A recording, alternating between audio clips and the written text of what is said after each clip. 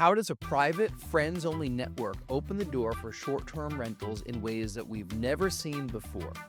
There's so many of these opportunities that exist and live on the outside of what people are doing on Airbnb and Vrbo. Is it time to de stranger short term rentals?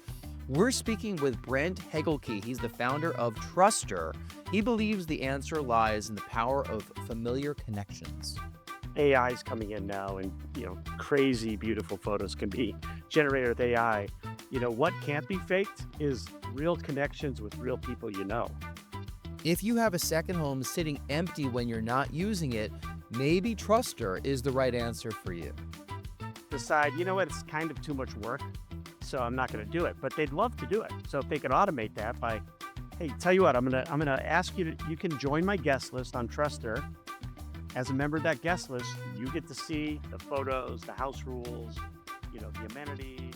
I'm 30-time Airbnb Superhost Jason Muth. I worked in the media business for over 25 years, and in 2016, I started building my Chapter 2 through short-term rentals.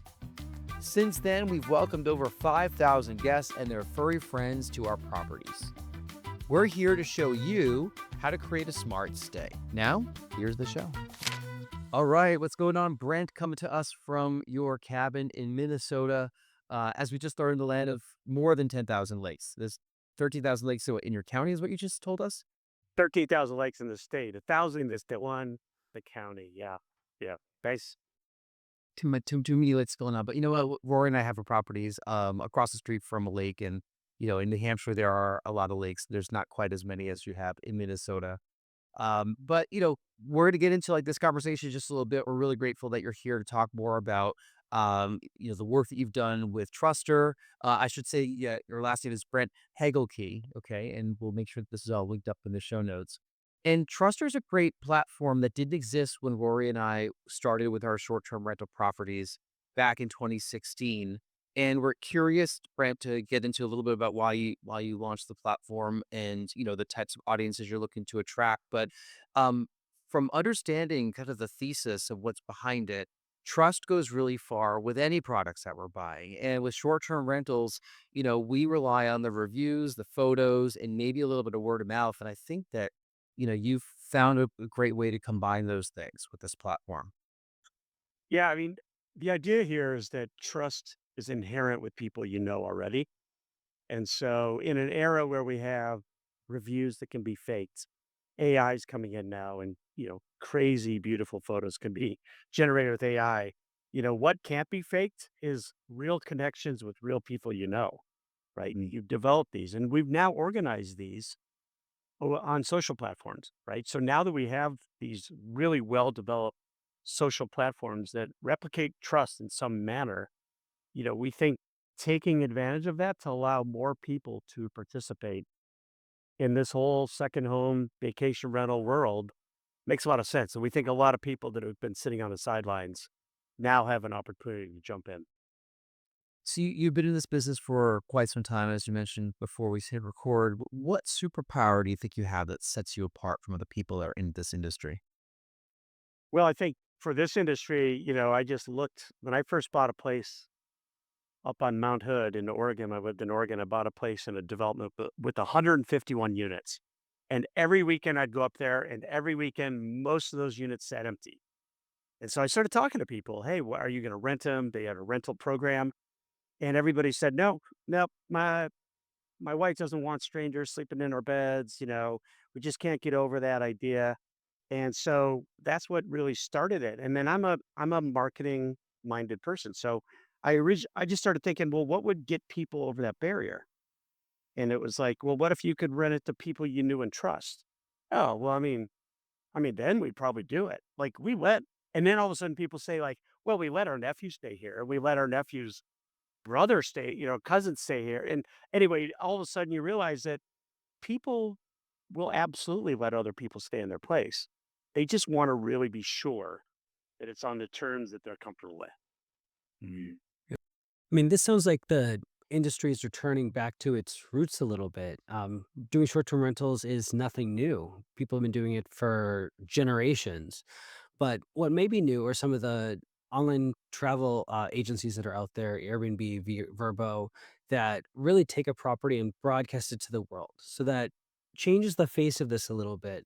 What I enjoy about this product is a little bit of a return to its roots. You're actually taking the property and marketing it in a way that we would have done generations ago by not quite word of mouth, a little bit more than that, but to the people who are first and second and third degree connected to us as humans. That's Roy, you nailed it. You pretty much could tell our pitch right there. It is absolutely back to that roots. And if you go back, so my grandpa built a cabin on a lake here, this lake, in 1960. And back then, the only way you would have anyone else stay in your cabin was that you knew them.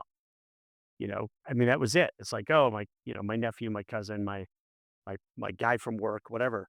And so that sort of evaporated with the rise of Airbnb and Verbo and all these other platforms where people could now build entire businesses on these things. And that's awesome. It's phenomenal. But there's a lot of people. In fact, we've seen data that says 65% of people are not on those platforms who own second homes because they don't like the idea of dealing with strangers. So we decided, let's build a platform for those people. Let's let these people tiptoe in the market, tiptoe into this industry. Like if you go back to 2016 or maybe 2015 before you guys got involved, you might have been having those conversations, with your partners if you have them.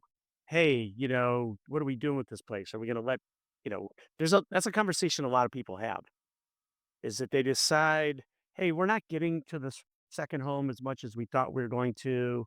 Maybe you get kids who get involved in soccer and baseball, and all of a sudden the economics change, right? It's like, wow, this property's costing us a lot. The costs go up every year. We're not using it as much as we thought. Do we put on Airbnb? Do we put on Verbo? And for a lot of people, that's a huge leap because they didn't buy it as a business. They bought it as a special place to make memories with their family. So that's who we're going after. That person that says, well, here's a way to tiptoe into the market and let people we know share it and have that digital experience that everyone expects. People are going to want to see photos. They may want to book it like an online booking mechanism. They like that. They're used to it. So we're bringing that together with the whole old-fashioned concept of people you know and trust. So what's interesting there is the audience of people is seems to be quite different from a typical real estate investor or someone that purchased a property that knew from the start that they were going to use it for short-term rentals. These are folks that maybe they're not going to fully depersonalize their property when they're going to share it with somebody else. Is that correct? Absolutely. You don't have to have an owner's closet. You don't have to, take off your family photos. So for those people that say, no, it's still our home, it's our second home. But if a cousin's going to come stay here or my best friend from college is going to stay here, I don't expect them to, trash the place. So, um, so yeah, that's exactly it. It's a lot easier to jump in. And the other thing is, we're not just talking about even renting at those people. There's a lot of people that let family and friends use their places for free. They let them use them for, hey, pay the cleaning fee, right? There's a lot of that already going on, but today it's kind of a hassle because you've got to like kind of you've got to explain everything that we'd see on a traditional vacation rental platform listing. You have to have like 3 phone calls with that person. So what happens is owners that wanna share it decide, "You know what? It's kind of too much work, so I'm not gonna do it," but they'd love to do it. So if they could automate that by, "Hey, tell you what, I'm gonna ask you can join my guest list on Trustr.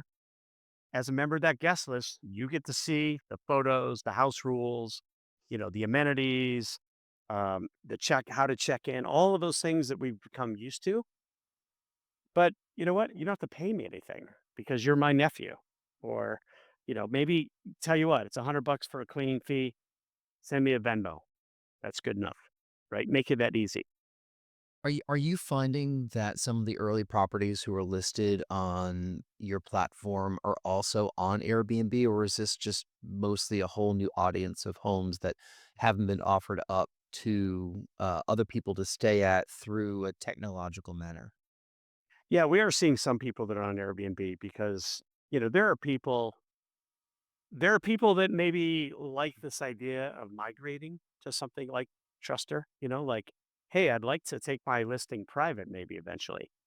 I've got a big enough network that maybe eventually, I could just rent it to the people I know and trust. Or, there could be people with a really robust past guest list that say, hey, you know what? I only want to rent my market is only 13 weeks. We're in Minnesota. You're not renting a cabin in Minnesota in December and January for the most part.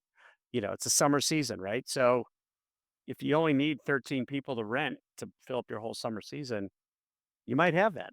And so some of these people look at it that way. But I mean, we're not targeting those people aggressively. We're really trying to say this is for these people sitting on the sidelines that want to get into the market. They want to tiptoe in, they want to do it on their own terms. We offer a range of privacy, right? You can have a completely private listing where you curate the guest list to everybody. You can be semi-private where people can kind of see a little bit of it, but then ask to join, or you can be public. So we offer the full range because we're really trying to give people the choice and options to say, if you do become public, you know, we'll have that option, full booking engine, all the things you expect. But, our view is, we think we're a great pipeline builder for Airbnb and Verbo because we're going to get those people on the sidelines to dip into the market. And then eventually some of those people will become really comfortable. Once you've gone through it, you realize, okay, kind of got this down now. Let's go and enlist on the other platforms. So we don't see ourselves as competitive at all. We see ourselves as completely opening up a new segment and probably bringing new entries into the market for Airbnb and Verbo and the other platforms eventually as well. Yeah. With our business, Pride Away Stays, which is a co-hosting company down in Provincetown, Massachusetts, I've had a lot of conversations with owners in that market, and that is a market that homes will sit vacant when it's not being used. Some people will go there for the summer. They'll go there for a couple weeks throughout the summer. They'll go there for the shoulder season. But there's a lot of people that have enough money that they don't need to rent the properties out, and they'd rather them sit vacant than have strangers in the properties. And what I've found as someone that's looking to take on co-hosting clients is that it's difficult to convince somebody to rent out their property if they're not used to doing it or they don't want to do it. Like those, they're not really the best business prospects for us personally. And that's completely fine. Like, that's their choice as to how they wanna use their real estate and their property, and if they don't wanna rent it out to somebody, like, I'm not gonna be the one that convinces them that they could do it, but this is a whole separate conversation, that can be introduced to people like that, where they might wanna tap into their network a little bit more than just the few guests or few people that they text with on a regular basis, and if they link it up with their, it looks like, social media profile, maybe there's a way they could tap into kind of that peripheral friend group, right? Or the friends of friend group that the property might be available to somebody who doesn't normally rent it out on a short-term rental site, but would be willing to rent it out to people that are vetted because they're a friend or an acquaintance of an acquaintance. Absolutely. I mean, you just said a lot there. I've seen every single one of these things happen on social media.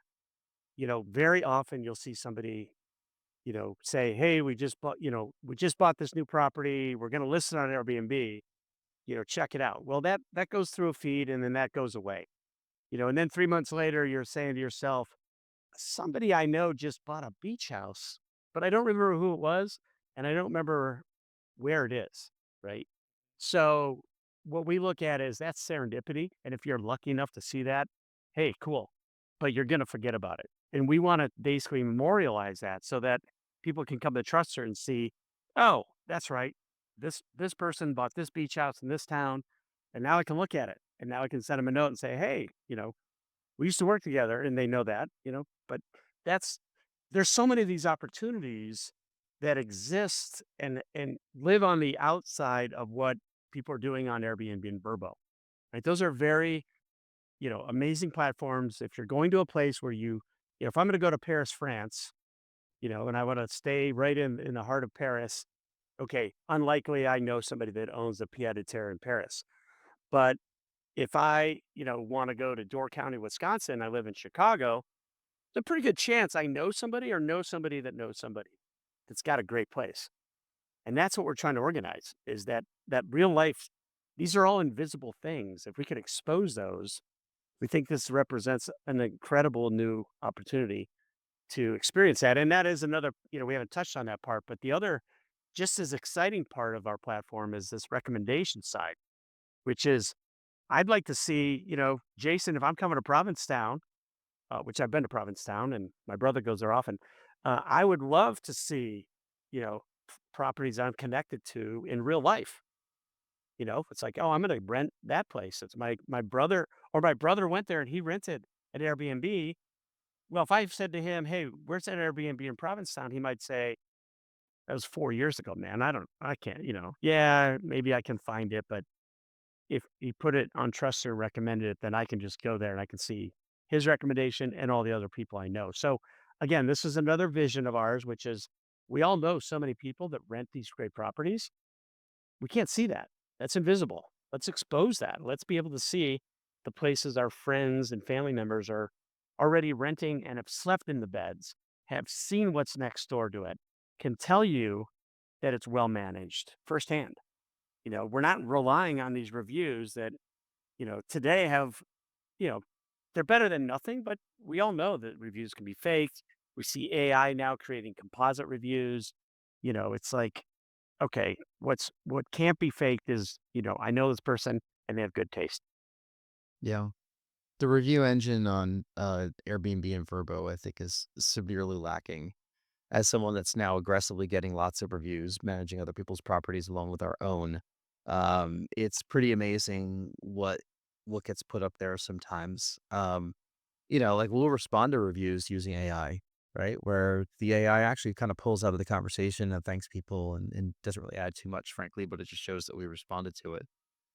Um, hey, Rory, we know somebody that has a pied à terre in Paris, oddly enough. But that person rents his place out through home share programs. Rory, did you know that? Yeah, you were telling me about that, and this, I think, it shows that there's a need for these other properties outside of Airbnb to find more unique ways to rent and share properties. I go back again to my point of this being kind of originally how home shares worked in the first place, where people had a property and it was a shame to see it sit vacant for so long. When people have second homes, they use them. Nobody ever really uses them as much as they think they're going to. So it's a shame to have them sit vacant. But I what we're filling in here is the gap between, having them sit vacant and then trying to maximize the property by having it occupied every single night, on a platform that's open to everybody. So I do like the creative ways to fill in, the gap here. Yeah. Well, and Rory, so I owned a house up on Mount Hood in Oregon. I have this cabin in Minnesota. I've sold that one when I moved back to Chicago.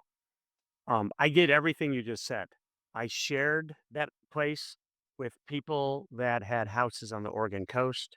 I shared it with people that had houses in Seattle. I shared it with friends of mine. I shared it with former coworkers.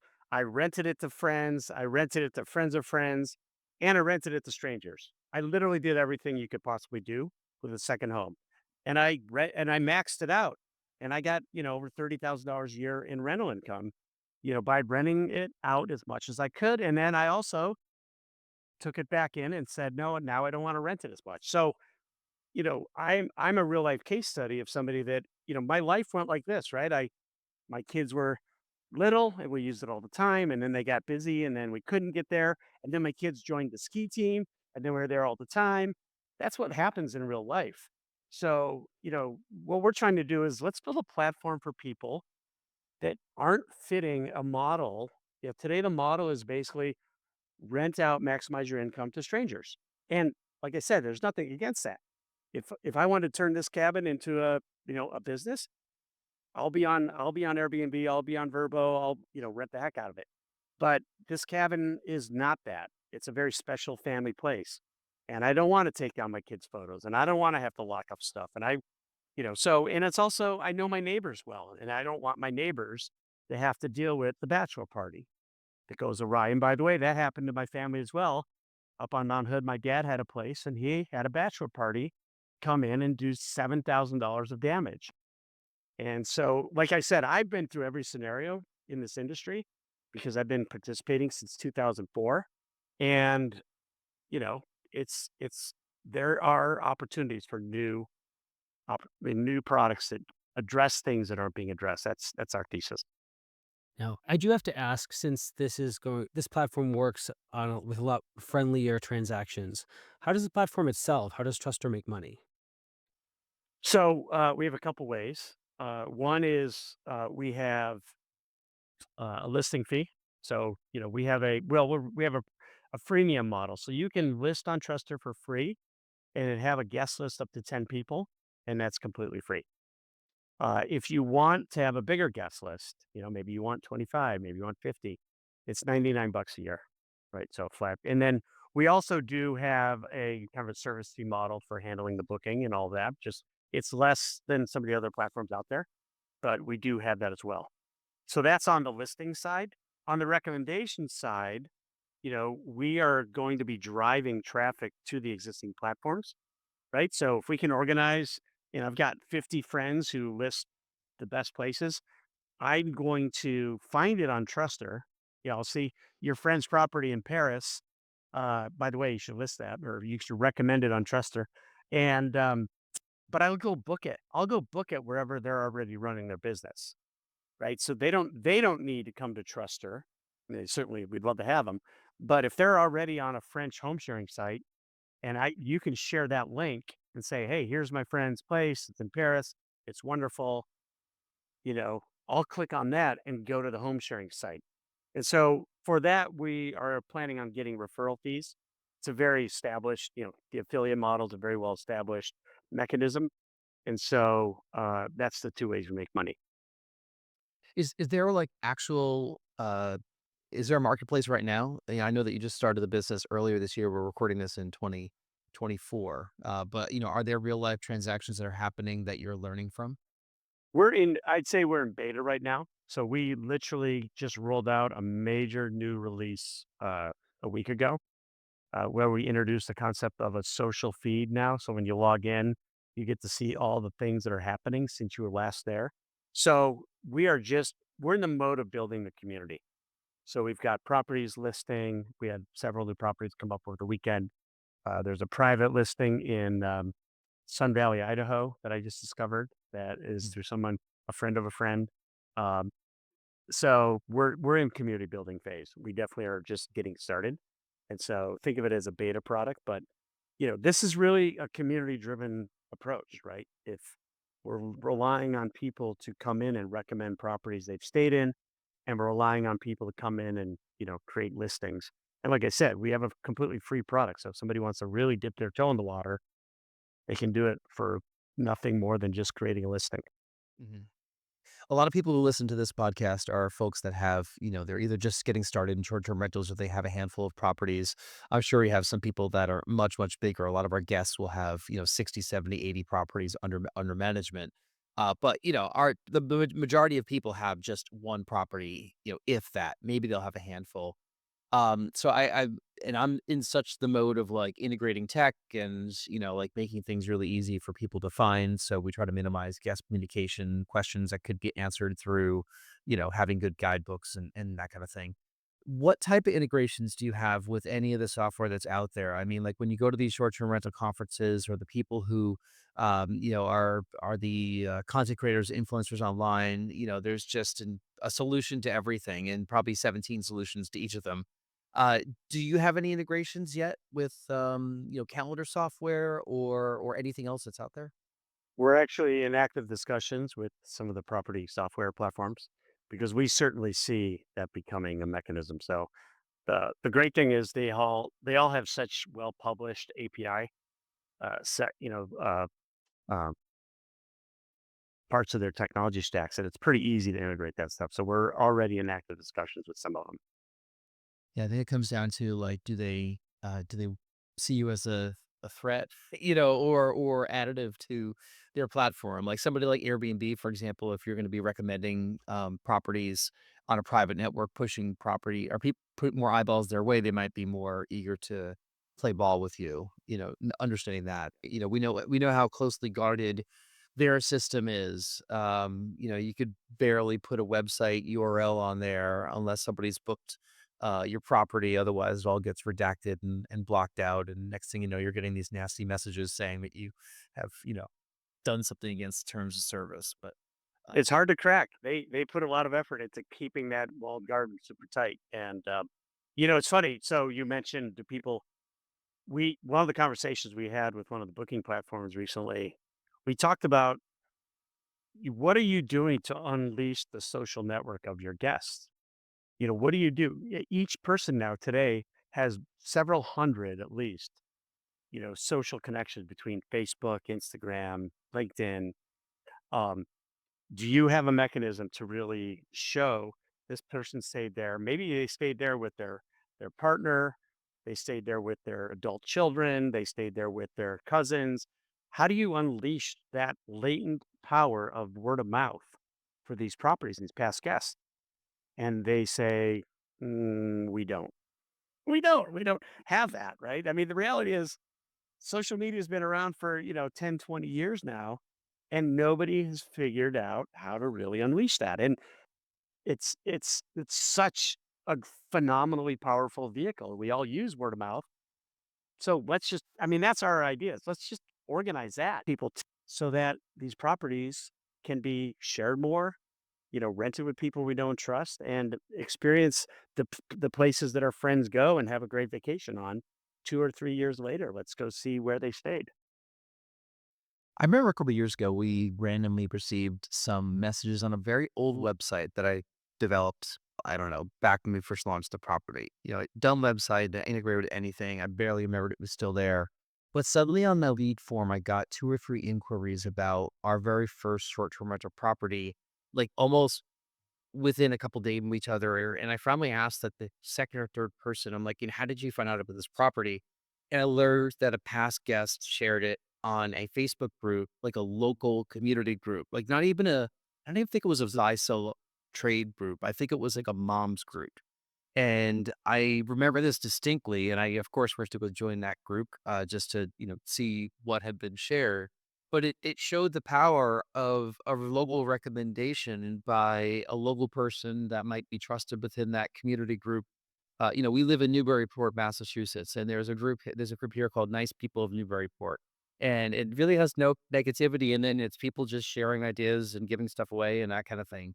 I can imagine people in those groups that would share a listing and might drum up some interest for the owner of that property, unbeknownst to the owner, because the person has had a great experience at the property and said, "Hey, if he was looking for a place to get away, an hour and a half a year, boom, we stayed in this place. It's great for our family." And it I haven't really capitalized on it yet, frankly, but that happened a couple years ago, and I think that's a very like a seed of what you what you're showing right here, that the social proof is really important. Well, that's serendipity, right? That was like a serendipitous thing that happened.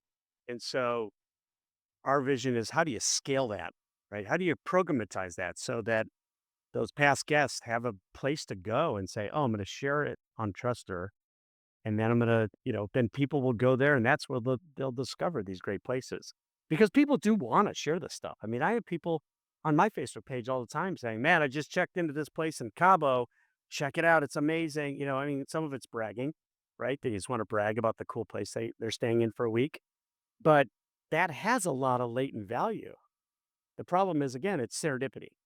The algorithm by Facebook or by LinkedIn is controlled by them. You may or may not even see it. You're certainly not going to see it a month later. You have to remember who was it that shared that place. And so again, we're just trying to memorialize that so that it becomes a really useful tool. We think, if we think once this gets organized, people will start at Trustr. It's like, well, I want to go on vacation. Do I know anybody that's either stayed where I want to go? And I'll just book that place wherever it is, whatever platform it's on. Or do I know somebody that has a property that maybe I wasn't aware of? So, that would be the first thing. And then if you don't find something, great. Go out there and, search, do what you do today and spend the time finding it on one of the big platforms that has, a huge amount of inventory. we always joke, like, we're not about quantity, we're all about quality, right? We're not ever gonna compete with 6 million, 7 million, 8 million listings, but we think that's a lot of people will appreciate that. Like, I don't need to see 4,000 pied-à-terres in Paris. If Jason or Rory has a friend that's got a pied-à-terre in Paris, I'm good. I'll just go there. My search took 3 minutes. Yeah. Sometimes it's worse because then you don't get overwhelmed by the amount of options that you have out there. You're like, oh, that one looks good. I'll take that one. Totally. And sometimes people get really excited. It's like, "Oh, Jason's friend's coming over to Paris, and, maybe, I'm gonna treat him extra special, maybe I'll, you know, maybe join him for dinner or take him, whatever." I mean, there's just all that, like, real life, warmth that we get when we know somebody or a friend of a friend's coming to town. Or I feel like you have to convince Mark to let us use his place in Paris, but we haven't had that approach. We haven't approached that subject just yet. We'll do some market research for him. Should link up. We'll link up your website URL and LinkedIn and everything in the show notes here, Brent. Rory, any final questions before final thoughts before we wrap it up? Yeah, my last question about Trustr is not from the short-term rental guest or owner perspective, but it's from that of somebody who's setting up kind of new creative businesses in this space. Has your model for Trustr evolved at all from when you first came up with the idea? Has it taken on new forms? Has it changed from your original idea? Yeah. Well, when we first started, the idea was to enable these private listings, right? People that wanna get started but don't want the public.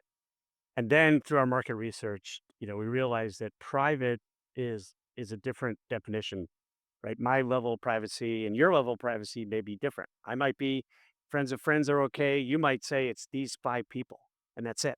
So we really decided to have these levels of privacy, you know, completely private, friends only, friends of friends, and private to people on trust or public to people on Trustr.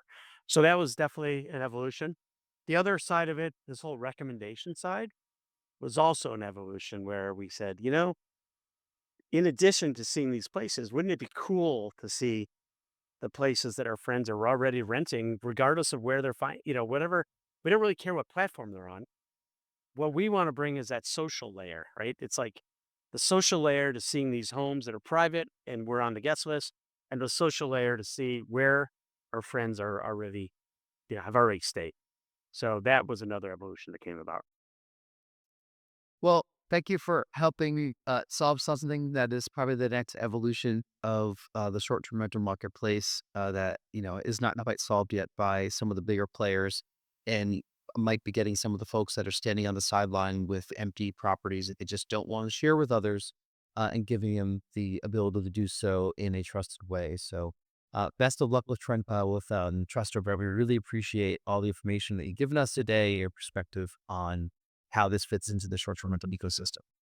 Yeah. Well, thanks both of you for letting us come on here, and we'll be looking for you to join Trustr and see what kind of recommendations you guys put on there. All right, we're gonna take a look after we get off the. Thank you for listening. We really appreciate it. If you watch this or view this, you could subscribe on YouTube, Apple Podcasts, Spotify, all the places you get all these shows. That's it. It's another episode of the short term. What did I just call it? Call it the short term, and then you paused. This is Bart Stay's show. My God, I say short term rental so much. Thank you, everybody. Thank you for listening, and we'll see you next time.